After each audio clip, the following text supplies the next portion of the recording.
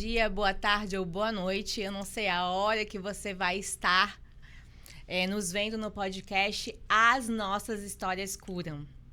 E eu tô aqui com um livro abençoado, Forjadas na Mão do Oleiro, escrito pela nossa idealizadora Joselane Gonçalves e convidadas, que eu me incluo, sou uma das convidadas. Benção!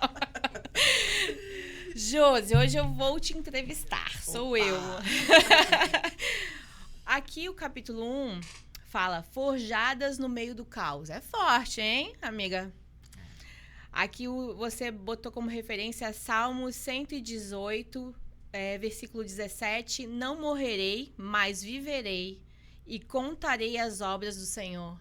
Amém. Me contam como é que foi esse livro, como é que foi escrever, como foi idealizar, como foi gerenciar as mulheres, gerenciar você mesmo, né? Porque não não é fácil, né? Tudo junto. Bom dia, boa tarde, boa noite para você que está assistindo a gente. É uma alegria de estar de volta aqui no Nossas Histórias Curam. A gente deu uma pausa por conta dos projetos, né, Isabel, que a gente estava fazendo. Um deles é o Forjada nas Mãos do Oleiro. É um livro que não é só um livro, né? É um projeto de vida. Na verdade, ele nasceu no coração de Deus e se tornou esse formato com 15 mulheres. Eu tive, Isabel, há 5 anos atrás com a pastora Luciana no evento da Thalita Pereira, um evento falando sobre identidade lá em São Paulo. E a gente lá comprou um livro dela, Mulheres de Influência, que também era uma antologia, né? Uma junção de mulheres falando um pouco dos seus testemunhos. E aquilo mexeu muito comigo, porque naquela época eu já trabalhava com mulheres, né? Já ministrava. Eu vinha de uma igreja que eu tinha sido líder do Ministério de Mulheres. E eu pensei, poxa, um dia eu quero também fazer algo assim com as minhas amigas. Eu acho que vai ser tão legal. Isso no meio da pandemia. Uhum. Mas aí o tempo foi passando, ficou aquela coisa que fica só no nosso coração e tal. E o tempo foi passando. E no ano passado, eu e meu esposo, nós retomamos a editora Du, né? E a gente tem uma editora hoje que está a todo vapor. A gente tem, inclusive, a Neia, que foi uma das convidadas que nós já trouxemos aqui no podcast para contar um pouco da história, que foi alguém que fomentou muito essa vontade, porque ela faz esse trabalho, né, de antologista, trazendo mulheres e dando, como ela muito bem gosta de falar, ela dá nome a quem não tem. Ou seja, ela traz histórias verdadeiras, histórias reais, e mostra como que Deus, ele realmente transforma cenários hostis em lugares de bênção. E foi a partir daí que aquele sonho lá dos 5 anos atrás voltou fervilhar no coração. Eu falei assim, poxa, eu acho que agora é tempo, porque agora eu tenho uma editora, agora eu tenho uma pessoa que está me inspirando, ou seja, nada é por acaso. E eu comecei a orar ao Senhor, pedir a Ele uma direção, porque eu conhecia muita gente e não dava para colocar todo mundo no projeto, e Ele foi me direcionando algumas mulheres para esse tempo, e nós fechamos nas 15 que estão aí, que são mulheres fantásticas, maravilhosas. Eu tenho histórias com a maioria delas, já passei pela vida, a gente já teve momentos e fiquei pensando no título, assim, cara, qual seria um título, né, para realmente brindar, para fechar esse tempo? E fui orando por isso. A gente colocou um título provisório, eu tinha falado isso na nossa reunião, vou colocar esse título provisório, mas ainda não é esse, Deus está gerando, e foi quando o Senhor me trouxe essa palavra. A nossa caminhada é uma caminhada de forja. A gente vai sendo colocado ali dentro de uma forma e a gente vai sendo dado um formato por Deus. E Deus, ele vai trazendo esse formato para que a gente verdadeiramente siga um propósito, tenha o uso para o qual ele nos chamou. E eu tenho esse entendimento na minha vida. No episódio que a gente já falou aqui, eu contei um pouco do meu testemunho, né? Aí no livro eu conto também. Eu tenho uma história de abandono paterno, né? Tive uma história de abuso e violência sexual na minha infância. Então, todas essas mazelas emocionais, elas fizeram com que houvesse um vácuo dentro da minha identidade. Porque quando você não tem ali referências paternas ou maternas muito bem alinhadas, isso faz com que você se sinta perdido. E eu fui esse alguém que se sentia perdido. Até o dia que Jesus me encontrou e começou a ressignificar toda a minha história. E por que gerada aí no meio do caos, forjada no meio do caos? Porque a minha vida realmente ela era muito caótica. Era uma vida permeada de pobreza, permeada de abandono, permeada totalmente ali de uma palavra de maldição. Eu comecei a ser amaldiçoada pelo meu pai biológico, que não quis, né, assumir a mim, não quis a minha mãe. Eu conto um pouco disso no livro. Então, eu já chego nesse ventre já com uma palavra contrária, com uma palavra de maldição. Sim. Então, eu já chego dentro de um ambiente caótico. A minha mãe, ela foi me ter sozinha no hospital. É uma coisa muito triste, né? Então, ser uma mãe solteira na década de 80, no início da década de 80, era uma coisa terrível. Então, eu fui... E logo depois ela se relacionou com uma pessoa. Essa pessoa era um abusador, um pedófilo, uma pessoa extremamente violenta. E eu passei toda essa infância dentro dessa pobreza, dessa violência. E tudo isso vai o quê? Corroborando para uma construção ruim. E quando você olha para um cenário desse, caótico, você não tem muita esperança. O que você vai esperar de uma menina criada nessas circunstâncias? O pior. É o que geralmente, socialmente, a gente espera, o pior. Quando você vê uma menina vinda de uma comunidade, quando você vê um rapaz vindo de uma comunidade, alguém vindo de uma família totalmente disfuncional, você não tem nenhuma expectativa positiva sobre essa pessoa. Essa é uma realidade. É verdade. Porque a gente entende que o ambiente, ele contribui, ele molda as pessoas. Então, se aquele ambiente ele foi um ambiente hostil e caótico, naturalmente essa pessoa será uma pessoa caótica. Só que dentro desse cenário caótico, existiu uma palavra de ordem. E essa palavra foi Jesus. Amém. Jesus, ele olhou lá da eternidade e ele escolheu, não, eu vou trazê-la para mim. E aí o Senhor, ele entra na minha vida. A gente teve muitas idas e vindas. E dentro dessa história do livro, eu sempre gostei muito de ler, né? Eu sou professora de formação, então a leitura foi algo que sempre fez parte da minha vida. Eu fui bibliotecária na infância, então eu tinha sempre aquela coisa da fantasia, da leitura, sempre gostei muito de literatura. Então a leitura é algo que fazia parte, talvez até como um mecanismo de fuga em detrimento do ambiente tão terrível que eu vivia. Eu encontrava na leitura uma forma de experienciar e vivenciar algo menos dolorido, algo menos sofredor em virtude do que eu vivia. E aí, eu eu escrevia muito poesia, eu participava, né, de sarau de poesia na escola, escrevia muita poesia, escrevia. Eu tenho até hoje poesias datilografadas. Ai, gente, datilografada, hein? Ai, é minha época também. Ai, eu também. Também datilografei muito. Até hoje eu tenho manuscritos também. E eu tinha um desejo, né, lá na adolescência, cara, ainda vou escrever um livro, ainda vou ser uma escritora e tal. E aí, quando veio a editora, eu falei assim, agora eu posso escrever quantos livros eu quiser, né? Agora eu posso lançar e tal. Mas aí, alinha também um propósito nisso, né? Eu falei assim, cara, mas se eu fizer com as mulheres? Porque quando você quer fazer alguma coisa boa, você faz sozinha. Quando você quer fazer algo muito bom, você faz junto. E como a minha vida, desde que Jesus entrou e vem alinhando a minha identidade, é gerar vida na vida de outras mulheres, é exatamente impulsionar mulheres para o destino profético, assim, cara, eu vou aproveitar essa oportunidade de viver essa experiência e vou trazer mulheres para viver essa experiência comigo. Porque tem muito testemunho que precisa ser contado, sabe, Isabel? A gente está vivendo um momento do mundo que é muita mentira.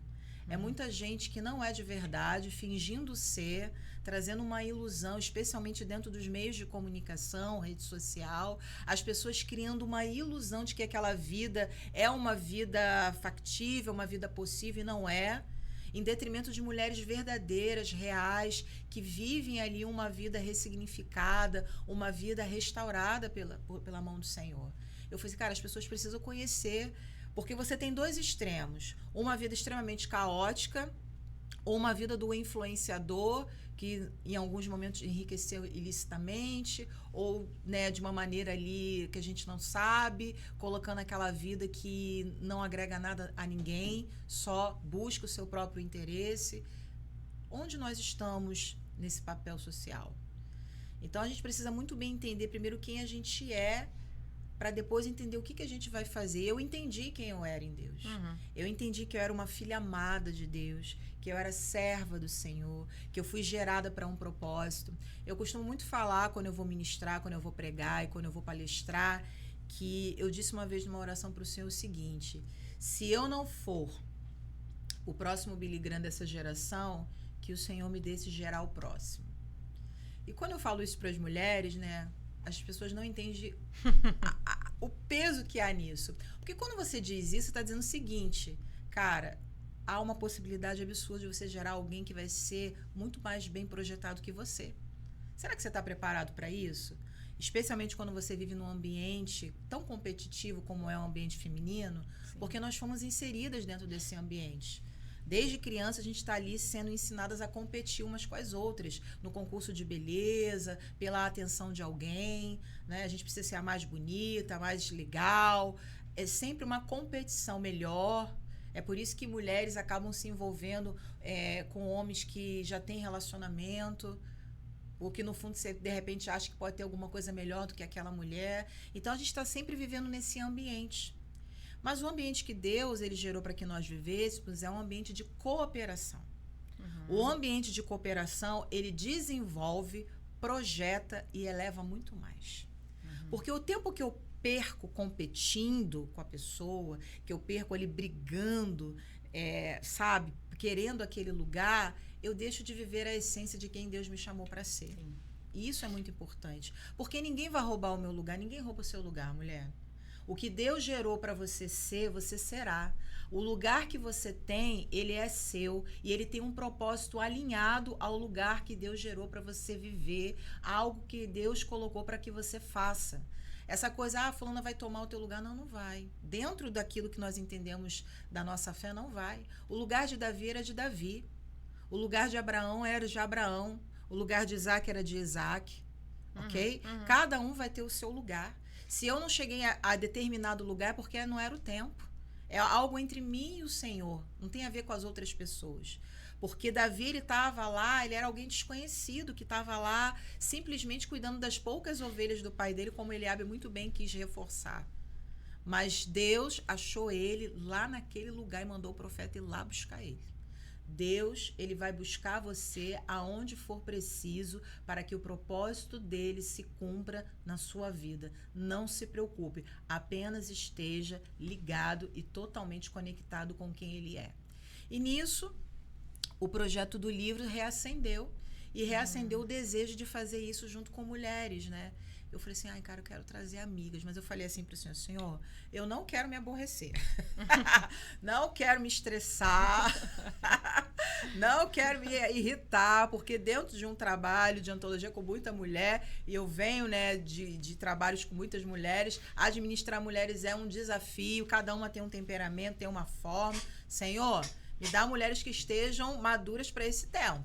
Porque eu já tenho outro trabalho, né? Eu já tenho um desafio com relação à questão do tempo, eu não posso estar dedicada, trouxe uma pessoa para me ajudar nesse trabalho, então eu preciso de pessoas que tenham ali uma maturidade para rodar isso junto comigo, que sejam bênção, porque eu também vou participar, eu não vou ser só a editora que vai lançar, eu sou a pessoa que faz parte junto com elas, nós estamos juntas. Eu vou ter um capítulo igual todas elas, então a gente está dentro desse projeto junto, então eu quero que isso seja prazeroso. Pode ser trabalhoso? Vai ser, mas que seja prazeroso, que seja agradável. Eu quero ter contentamento. Eu quero que isso seja bom para elas. Eu quero que elas tenham alegria, prazer, que isso gere testemunho, que isso mexa no coração, que isso gere alcance, que isso cure a vida de outras mulheres. Porque se não for para gerar um propósito real, não adianta. Fazer por fazer, não. Porque eu já tenho outras demandas de trabalho. E assim foi. Nós começamos, né, nesse ano a caminhada. E assim, Deus nos surpreendeu. Foi lindo. Absurdamente. Eu tô igual Maria, igual quando o texto fala assim, e ela guardava tudo no coração. Porque é tanto testemunho, eu não dou nem conta, assim. Nosso grupo sempre tem pessoas falando. É o tempo todo. O livro já foi para fora do Brasil, o livro tá rodando o Brasil. E os testemunhos das mulheres. Ontem eu tava com a minha mãe que participa do livro também, contando os testemunhos. E eu falei assim, gente... A gente não tem ideia da proporção de que uma ação sua pode fazer no mundo. E deixar esse legado, porque um dia a gente não vai estar aqui, mas a nossa história vai estar, o nosso testemunho vai estar, outros testemunhos também virão. Então, Forjada no Meio do Caos é exatamente uma menina que era totalmente caótica, de uma vida caótica, uma família caótica, mas que Deus, ele chega dentro do meio desse caos e ele começa a trazer ordem. Então, quando eu olho para a minha trajetória hoje, com tudo para dar errado, né? Tudo para realmente ser uma pessoa péssima em todos os aspectos, e eu vejo a intervenção de Deus nisso, eu sou muito grata ao Senhor. Eu olho para... Quando a gente fez o lançamento, eu olhando lá o dia do lançamento para cada uma de vocês, eu falei assim, cara... Valeu a pena. O Senhor é bom. O Senhor é bom. O Senhor é aquele que é fiel, sabe? O Senhor cumpre aquilo que promete. O Senhor não é filho do homem para que minta. E, assim, o Senhor, ele me encheu de tanta alegria, porque é um privilégio. Porque eu oro muito para que ele me apresente as filhas dele, sabe? Eu sempre oro, Senhor, me apresente as suas filhas. Para que eu possa aprender com elas, para que eu possa andar com elas, para que eu possa ser edificada pela vida delas, sabe? E quando eu olhei ali todas aquelas mulheres, eu falei assim, olha que coisa linda, parece um jardim. Coisa linda. Quando eu recebi as fotos do nosso ensaio para dentro do livro, eu agradeci tanto ao Senhor. Falei assim, elas estão tão lindas, elas estão tão maravilhosas. Olha que lindas essas mulheres estão. Cada uma com uma história tão difícil. Olha o que o Senhor fez na vida, olha o que o Senhor está fazendo. O Senhor faz. E é aquilo, né? Um jardim com várias flores sempre é mais bonito do que com uma flor só, né? Esse foi o sentimento que eu tive. Então, isso me alegra muito, porque isso é bondade de Deus. Quando eu olho para a minha vida, toda vez que eu vou ministrar numa igreja, que eu vou pregar, toda vez que eu vou palestrar para mulheres, sabe? Toda vez que eu estou num curso, ou até mesmo na célula, ou até mesmo lá na consagração da igreja, eu vejo graça de Deus. Eu vejo favor dele, eu vejo bondade dele. E eu quero dizer para você que está aí, minha amiga, que a sua circunstância atual não define o seu destino profético. O Deus de paz, aquele que era, que é e que há de vir, ele verdadeiramente ele tem uma história diferente para que você possa viver e experimentar. E é isso que eu tenho vivido. E o Forjadas foi isso. Nós vivemos, né, a partir das nossas dificuldades, mas nós não somos a nossa dificuldade. Eu vivi problemas, eu não sou o problema. Eu tive problemas, eu não vivo mais dentro desse problema. O Senhor, quando ele entra na história do indivíduo, ele começa a fazer nova todas as coisas. Lá em 2 Coríntios 5,17 diz assim, e se alguém está em Cristo, nova criatura é. As coisas velhas já passaram, eis que tudo se fez novo. Então Deus ele começou a trazer novidade de vida. E ele começou a levar lugares, a conectar pessoas. E às vezes as pessoas vão falando comigo, mas quem te deu meu nome? Onde você me achou? Né? E eu estava orando e alguém falou de você. Eu falei assim, meu Deus, cara, isso é escandaloso. Como é que tá essa questão, essa vida missionária que você tá agora, depois do livro? Como é que... Porque antes você já dava palestras. Já palestrava, já pregava em algumas igrejas lá em Campo Grande, né, em outros lugares, Niterói, né? E agora, depois do livro, o que mudou na tua vida? Então, cara, olha, depois que a gente lançou o livro, eu vejo, né, o movimento que está acontecendo. E aí eu tenho, assim, procurado dar mais suporte às meninas, né? Porque elas querem que eu esteja ali com elas e tal. A gente esteve lá juntas no evento de Barra de Piraí. Eu tenho agora 2 ministrações para fazer até o final do ano. Assim, as pessoas, elas falam comigo, eu acho que... sabe quando a ficha parece que ainda não caiu? Ontem mesmo teve uma menina que me chamou para ministrar e eu tava assim, e falando do livro que alguém falou... Mas quem que é alguém que falou? Quando eu fui fazer o pré-lançamento na Expo Cristã em São Paulo, aí teve uma moça que entrou lá no stand, que a gente estava dividindo com amigos, e ela falou assim, eu te conheço. Aí eu, me conhece? Aí eu já te vi no podcast, ela tinha visto o nosso podcast. Que legal! Lá em São Paulo, eu falei assim, mas gente, eu fiquei assim, sabe quando você não sabe muito lidar com essas coisas? Aí mandou uma mensagem pra alguém, assim, pegou o celular, mandou uma mensagem, eu tô aqui bem com aquela menina lá do podcast, lá da fulana de tal. Aí eu falei assim, Eu fiquei assim olhando. Porque eu sou uma pessoa tão simples, assim, do dia a dia, né? Então, assim, é muito fantástico tudo que Deus está fazendo. As pessoas perguntando, as pessoas pedindo, as pessoas, assim, falando do testemunho. Eu fico meio que sem saber lidar. Eu fico muito grata, assim, a Deus, sabe? Eu às vezes, na minha oração, eu falo, Senhor, eu não sei nem o que te dizer. Porque o que darei eu ao Senhor por todos os benefícios que Ele me tem dado? O que eu posso dar ao Deus que tem tudo, ao Deus que faz tudo, sabe? Então, quando eu vou ministrar, né? Quando eu vou pregar, quando eu vou palestrar, é um misto de gratidão, né? Envolvido em tudo isso, né? E eu carrego agora vocês comigo. Eu acho que o que eu quero deixar para você, mulher que está me ouvindo aqui, é que você não precisa competir. Você pode cooperar. Se a tua amiga ela tem um talento que em alguma ótica sobressai mais do que você, não se sinta aflita por isso. Sabe por quê? Porque se ela tem um talento que se sobressai mais, você vai ser beneficiada por isso. Eu sou beneficiada. Eu não vou ter todos os talentos, você também não vai ter. Nós não vamos ter, Isabel. Você vê lá no nosso meio, tu viu a pastora Alice cantando? Aquilo é um absurdo. A mulher é um absurdo cantando, um absurdo. O microfone não estava muito bom, ela engoliu o microfone. Deus deu a ela. Aí eu vou querer o quê? Brigar com Deus porque ele deu talento para ela cantar e não deu para mim? Não. O que eu preciso fazer é o quê? É admirar, entendeu? E usufruir daquilo ali de bom que Deus entregou a ela. Sim. É sobre isso. A gente, às vezes, fica perdendo muito tempo em querer dividir, quando, na verdade, somar e multiplicar vai te levar muito mais longe. Sem dúvida nenhuma. Para que eu vou jogar areia no caminho de alguém? Para que eu vou desmerecer? Não. Ah, você é muito bobo, você fica colocando as pessoas à frente, você promove. Eu falei assim, não, você não entendeu ainda. Você não entendeu.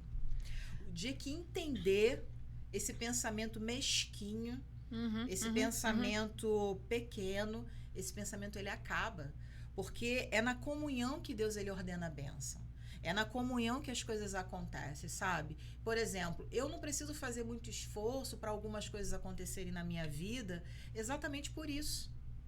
Eu estava um dia assim pensando, cara, será eu preciso pedir algo, né? Eu sou uma pessoa que eu não gosto muito de pedir as coisas, mas aí eu falei alguma coisa com alguém, Josi, agora, para você agora. Por quê? Porque eu sou uma pessoa que estou servindo as pessoas. Eu sempre falo, qual é o segredo? O segredo é não ter segredo. Tá? O segredo é você servir. O líder ele tem que estar sempre com uma toalha e uma bacia na mão. O problema é que a gente entende liderança como estar sempre acima dos outros, dando ordens de forma deliberada, achando que as pessoas são serviçais naquele modelo monárquico antigo, né? Isso não é um princípio bíblico. Jesus, ele servia as pessoas, ele curava, ele ensinava, e dentro ali do capítulo 13 de João, na Santa Ceia, ele pega uma bacia, uma toalha e começa a lavar os pés. Então, se você quer ser uma líder de referência, se você quer ser uma pessoa de influência, sirva as pessoas, porque você não vai ter dificuldade depois de transitar, porque as pessoas elas sabem quando é de verdade, quando não é, quando as pessoas elas têm interesse, quando não têm. Quantos lugares eu já fui, às vezes igrejas que são igrejas humildes, simples, sabe? Eu chegava naquele lugar, as pessoas olhavam para mim e ficavam até meio assim, sem jeito. Nossa, mas você veio aqui pregar aqui nessa igreja, você é lá da igreja, né? Ainda mais quando eu falo que sou da Igreja Atitude, eu falo assim, Jesus ele está em todo lugar, para todas as pessoas, né? E com relação ao livro, eu tenho até um testemunho de como ele está rodando o Rio de Janeiro. Eu soube do meu marido que a moça que trabalha com ele perguntou se eu participava desse livro porque ela tinha lido por causa da pastora Vilma. A sua esposa está aqui?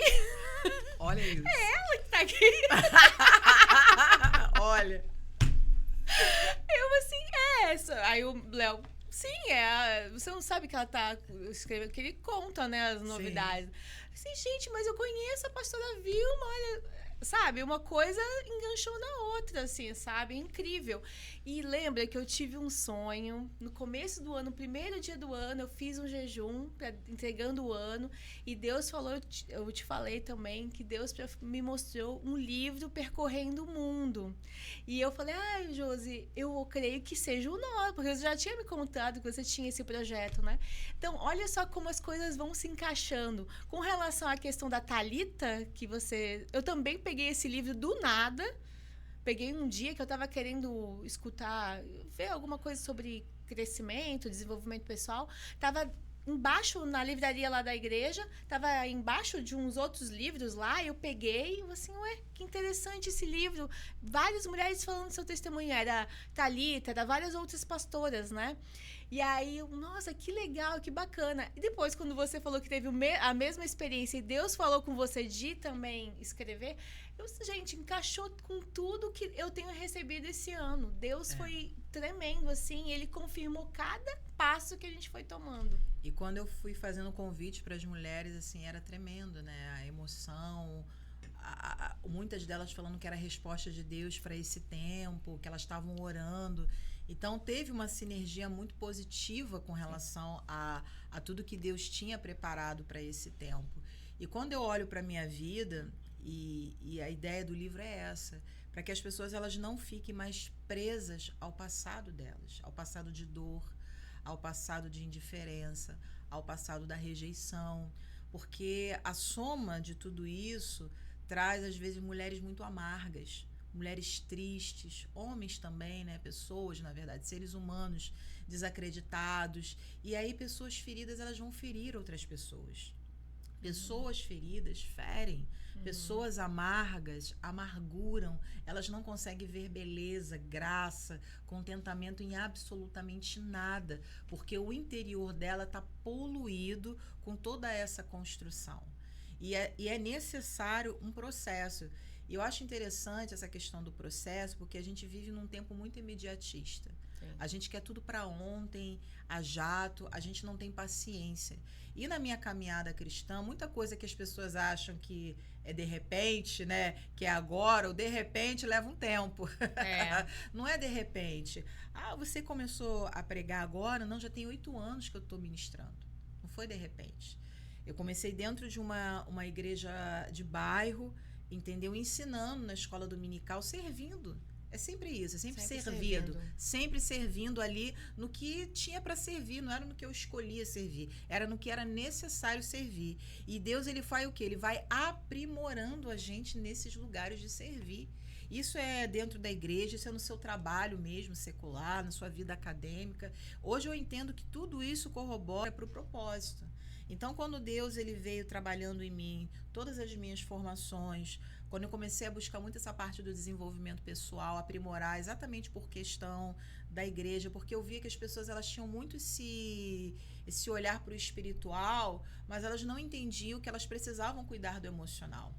A gente tem na Bíblia Elias ele não tinha um problema espiritual. Elias ele era um profeta poderoso, é o profeta do fogo.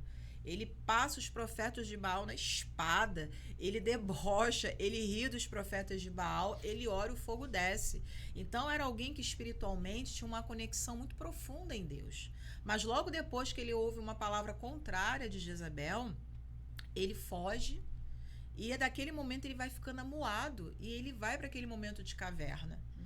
E aí, aquele momento ali, a gente precisa entender que não é o eu espiritual que abate, é o eu humano. E a Bíblia ela não está aqui para esconder a vulnerabilidade de ninguém. Nós somos muito vulneráveis, às vezes a gente é escasso também. É para mostrar exatamente isso e a partir disso a gente tem um olhar para a nossa vida. E naquele momento ali, Deus ele vai trazer Eliseu para a vida de Elias, né?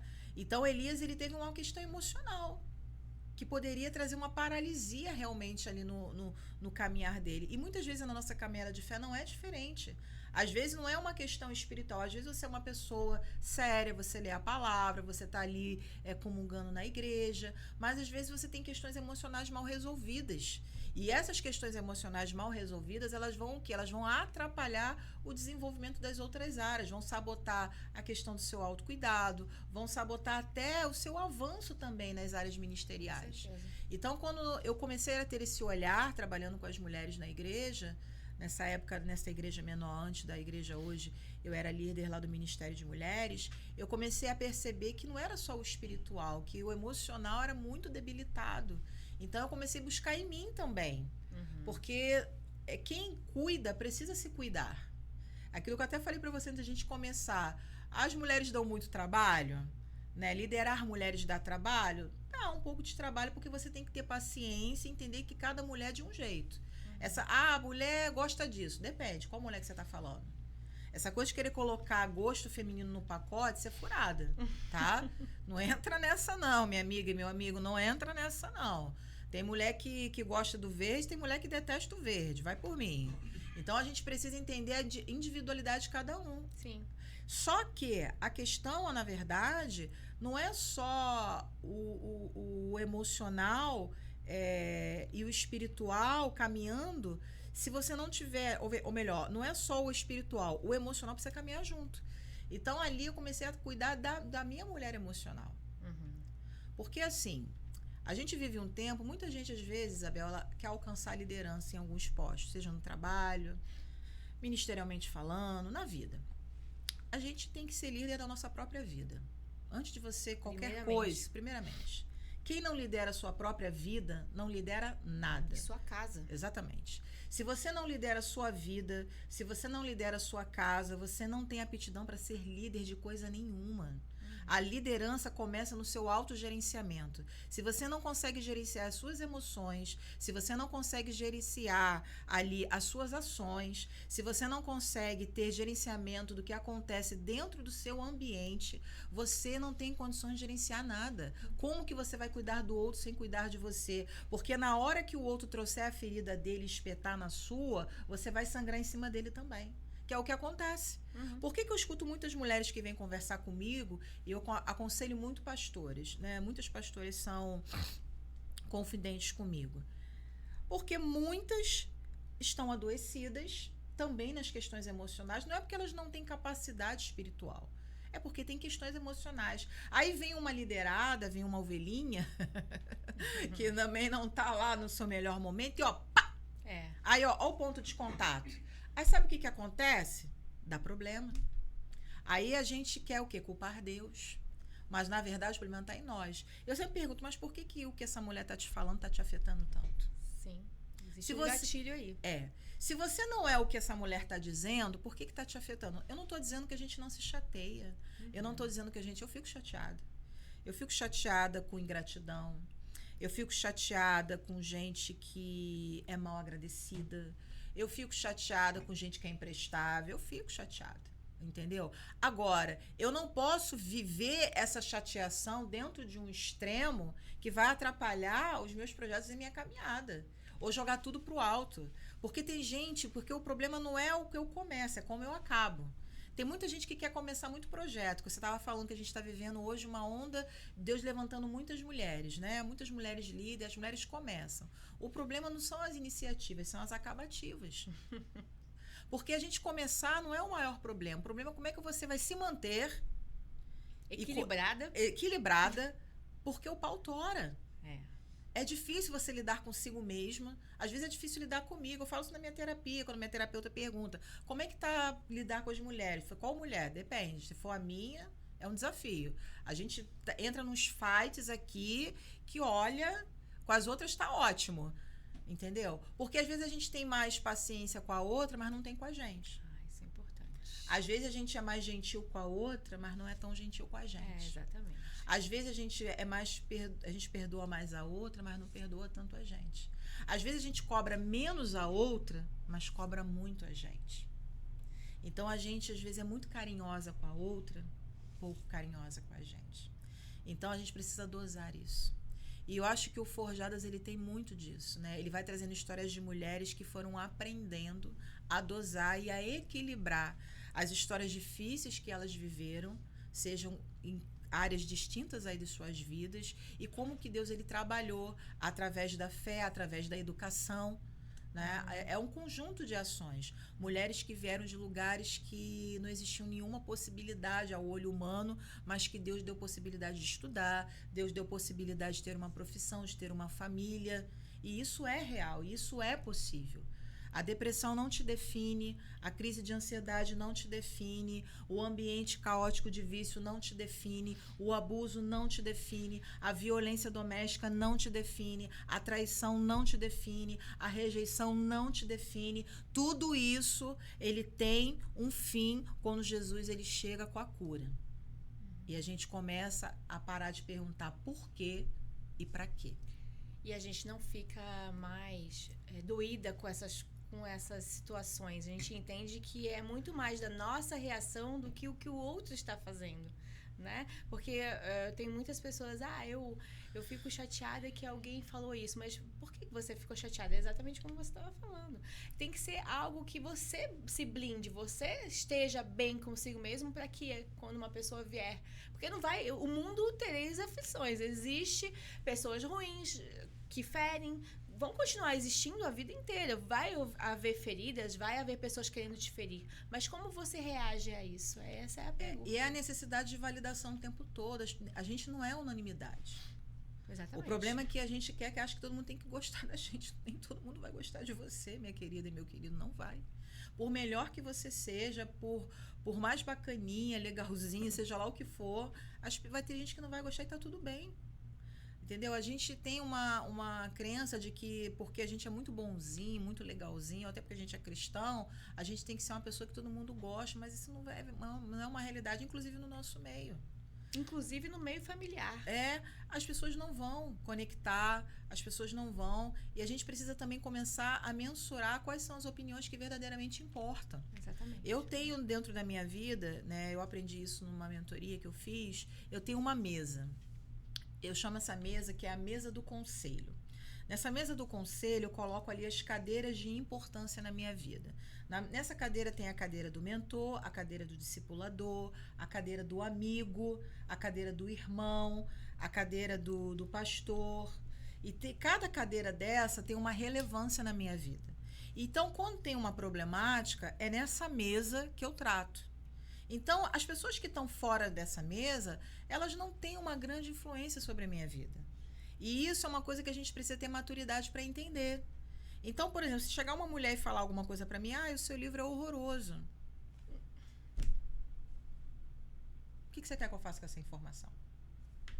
Tá bom. É a opinião dela. Sim. Ela tem direito de ter a opinião dela. E eu tenho o direito de não cogitar essa opinião. Mas aí a gente tem isso é do ser humano, a gente valida muito mais aquilo que é negativo do que o que é positivo. Aí eu tenho 10 pessoas que foram edificadas e impactadas pelos testemunhos. Aí teve um hater, que chegou lá e falou que não. Por que eu vou validar isso? A gente precisa parar de validar essas pessoas.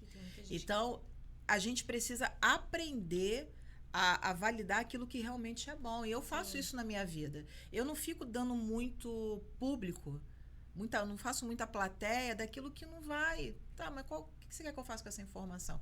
É uma crítica construtiva de quem não construiu nada. A pessoa não construiu nada, não tem nada, não colocou a cara, não desceu para a arena para brigar e quer te dar uma sugestão de crítica.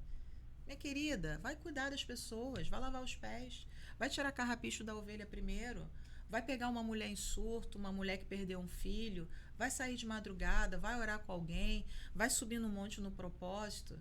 Aí depois você vem aqui me aconselhar. Porque é fácil você falar sentada na plateia. Eu quero ver quando você desce. Você está entendendo, Isabel? Então, a gente está vivendo um momento, a gente tem muito guru da internet que quer aconselhar, mas não tem vivência de absolutamente nada, não sabe o que é a dor. Mas você sabe por que ela está sentindo isso? Eu vejo isso, às vezes, nos meios de mulheres que eu vou. Às vezes, observo muito o ambiente. Você já reparou que ela não está muito bem? Não, mas porque ela é assim. Não é porque ela é assim. Alguma coisa há. As pessoas estão muito preocupadas consigo mesmo, com a sua vaidade, sabe? Usam esse discurso de que eu vou cuidar, eu vou fazer, faz nada. Quando o problema realmente acontece, ela não quer saber. Ela quer o título para envadecer o nome, mas não quer ali o respaldo do problema, que vai realmente custar tempo. E a gente precisa cuidar do nosso coração, sabe? Quando eu olho para o meu testemunho, algumas pessoas falam para mim, às vezes vem com um pouquinho de tato, né? Por conta da questão da violência sexual, do abuso. E ele vem me perguntar, você pode falar, você não, fica tranquila, o Senhor já me curou nesse lugar. Você não precisa ficar, né? Eu falo disso com muita tranquilidade porque o Senhor trabalhou. Até porque, primeiro, foi uma situação que eu não tive culpa. Eu era criança, né? Vivi toda a minha infância ali dentro dessa violência. Mas o Senhor, ele já vem tratando o meu coração. Hoje eu não fico mais nesse loop vitimista. Hoje eu entendo que Deus, ele me deu um propósito para tratar mulheres. Hoje ele me dá autoridade para tratar mulheres com problemas emocionais, especialmente nessa área. Então, toda mulher que foi abusada, seja sexualmente, emocionalmente, facilmente chega na minha mão, entendeu? E eu tenho ali, pelo Espírito Santo, uma empatia com aquilo. Então, assim, Deus, ele não desperdiça nada, Isabel. Até aquilo que foi ruim na nossa vida, até aquilo que foi, sabe, péssimo, até aquilo, o Senhor, ele quando vem transformando, ele usa aquilo como testemunho. Então, tudo aquilo que foi ruim na minha vida, tudo aquilo que foi péssimo, tudo aquilo que foi terrível, hoje eu vejo que foi é um testemunho, na verdade. O Senhor, ele me fortaleceu, e hoje, quando eu olho as histórias de mulheres, eu consigo transitar em qualquer ambiente com facilidade por isso. Desde aquela irmã mais simples, né, com muita limitação, seja acadêmica ou financeira, até uma mulher de alto escalão. Porque, no fundo, somos só pessoas. E nós todos carecemos da graça de Deus. Todos.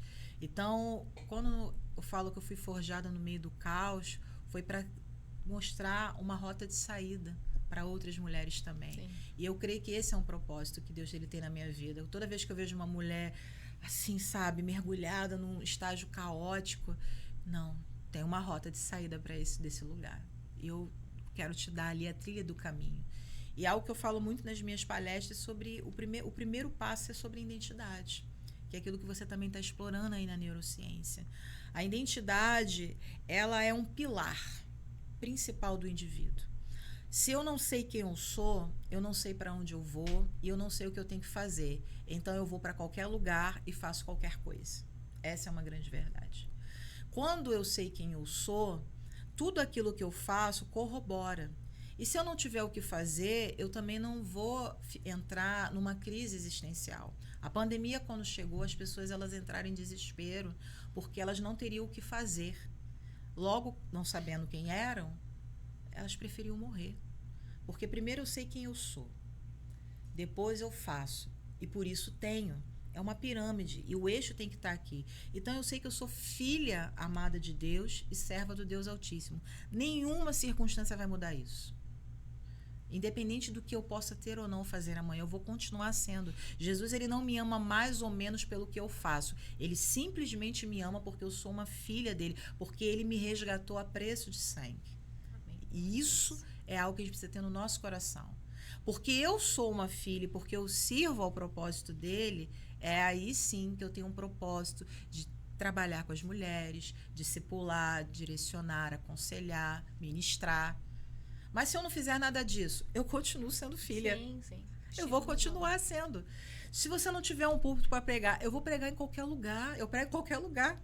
Eu prego na mesa da minha casa, tomando café. Eu pregava quando eu pegava transporte público, no trem, na praça, entendeu? No restaurante. Em qualquer oportunidade que eu tiver, eu vou pregar. Porque isso está em mim. Eu não preciso de um ambiente específico, de uma tribuna. Entendeu? Eu só preciso ser quem Deus me chamou para ser nesse tempo. Eu acho que isso faz a diferença. Porque tem pessoas que elas só vão fazer algo se elas tiverem um público ou tiverem aquele ambiente muito bem estruturado. Não. Eu já cheguei numa igreja para dar uma palestra, chegou lá, toda a estrutura da igreja não dava para dar a palestra. E aí, o que você faz? A igreja estava lotada, a palestra estava toda no Note, e era projeção, tinha algumas atividades, não tinha como fazer. E o que você faz nessa hora? Não me apertei, não. Abri lá, não tem projeção. Em cima da palestra eu fiz uma ministração. É sobre isso. Porque essa palavra precisa estar na gente. Aquilo ali era uma realidade na minha vida. E quando aquilo é uma realidade na sua vida, você passa. Às vezes as pessoas perguntam, meus amigos, né, que pregam, falam assim, Josi, mas se alguém chamar você para pregar assim, se eu vou pregar. É claro que eu prefiro que as pessoas me avisem, porque eu gosto de estudar muito. Eu quero saber do Senhor o que ele quer falar para aquele tempo. Eu preciso entender qual é a ideia. Agora, se no de repente, existe palavra de Deus interiorizada em nós. Nós precisamos estar pronto a tempo e a fora de tempo. Pregar a tempo e a fora de tempo. Então, tudo que eu vivi, forjada no meio do caos, deu para mim hoje essa habilidade, essa condição. E eu quero trazer isso para as pessoas, sabe, Isabel? Eu quero que as mulheres elas se vejam nesse ambiente de que elas podem fazer, de que elas podem ser, de que Deus as chamou para isso, que está aqui as nossas histórias curam, é que a história que você tem, ela não é para ser um marco infeliz para sempre. Ela pode, na verdade, ser um marco, entendeu? De um testemunho que vai edificar a vida de outras pessoas. Porque a gente pode trazer isso para a vida das pessoas. E esse é o intuito. E, na verdade, assim, tudo que eu tenho vivido hoje, depois do lançamento do livro, eu só tenho a agradecer ao Senhor. Porque, assim, eu tô vendo mulheres desengavetando projetos, vendo mulheres se vendo, né, dentro de um projeto, vendo mulheres projetando. A Márcia, né, agora vai fazer parte de um projeto que vai para fora e o projeto pediu para apresentar o livro. Como não se alegrar?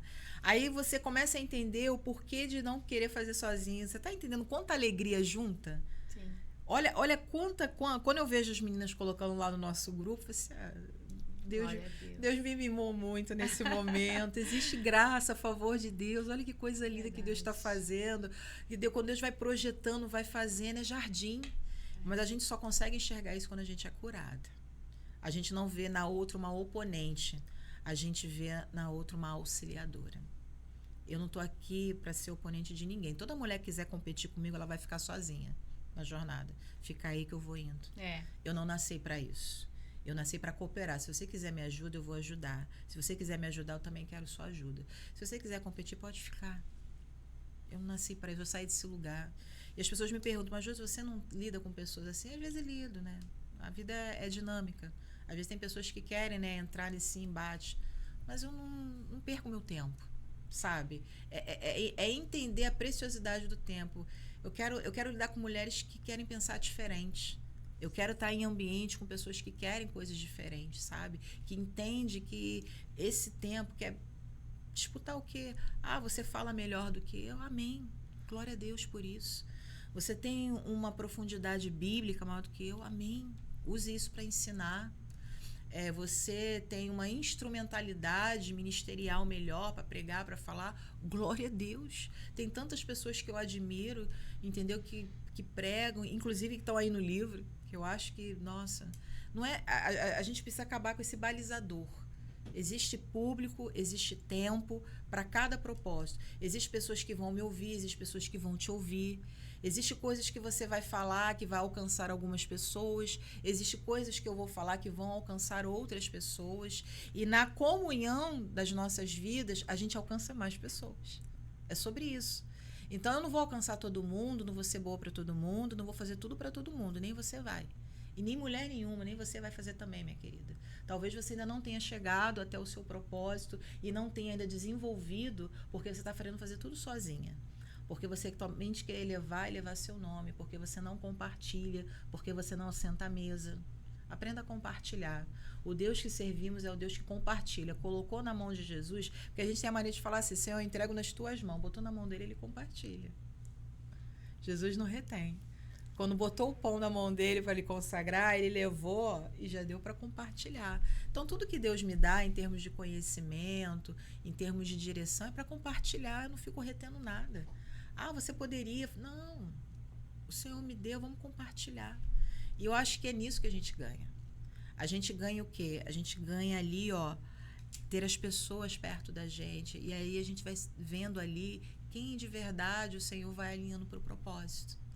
Então, assim, esse versículo 118, para a gente concluir, ele foi o versículo que minha mãe me deu quando eu tinha 16 anos. Era um tempo muito desafiador. Eu achava que eu ia morrer naquela época. Era um tempo de perseguição. Eu tinha sofrido 2 tentativas de estupro nessa época. Consegui fugir das 2. Tinha escapado de 2 tentativas também com arma na cabeça. E a minha mãe, assim, ela não conseguia entender por que tinha tanta perseguição em cima de mim. Ela já não sabia o que fazer, o que falar. E eu também não sabia entender isso, né? E aí um dia eu cheguei em casa, atemorizada com aquilo, que eu estava até com medo de sair na rua, né? Porque tudo parecia que acontecia. E ela me deu esse salmo. Eu falei assim, olha, eu não tenho muita coisa para falar para você não, mas Deus me falou para falar esse salmo aqui para você. E aí essa parte, eu não morrerei, eu viverei e contarei as obras do Senhor. E naquele dia o Espírito falou, você vai contar as obras. Amém, amém. Você vai falar. E aí foi quando eu estava escrevendo, eu falei assim, qual versículo? Tem tantos versículos que permeiam a minha vida, sabe? São tanta, a palavra de Deus é tanta coisa. E aí o Espírito me lembrou desse versículo lá, né? Lembra quando você achava que ia morrer e eu te dei essa palavra? Que você ia contar as obras. Você está contando. É verdade, Jesus. É isso. E foi isso que o Senhor fez. Então eu sou grata porque o Senhor tem permitido eu contar as obras que Ele tem feito e para que o nome dEle seja glorificado em tudo, porque tudo é Ele, sabe? Se não fosse Ele eu não estaria aqui, se não fosse Ele esse livro também não estaria aí, se não fosse Ele nenhuma dessas mulheres também estariam. Tudo foi Ele que fez, foi a intervenção dEle, foi graça dEle, foi o amor dEle, foi a vontade dEle. E o meu desejo para você, minha amiga, é que a vontade do Senhor, que é boa, perfeita e agradável, ela alcance a sua vida, porque aquele que começou a boa obra é fiel para cumprir. Amém. Obrigada, Josi, por estarmos de novo juntas. É muito bom estar com você, minha amiga. A gente, nesses anos aí que a gente está junta, tem sido de muito crescimento. Aprendi muito com você. Que Deus continue derramando a sua graça, a misericórdia sobre a sua vida. Que você seja um canal de bênção para muitas mulheres ainda. Amém? Glória a Deus.